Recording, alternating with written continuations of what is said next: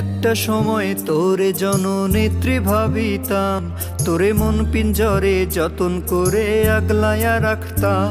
তোর হাসি মুখের ছবি দেখা দুঃখ পুষাইতাম, তুই কাঁদলে পরে কেমন করে হারায়া যাইতাম।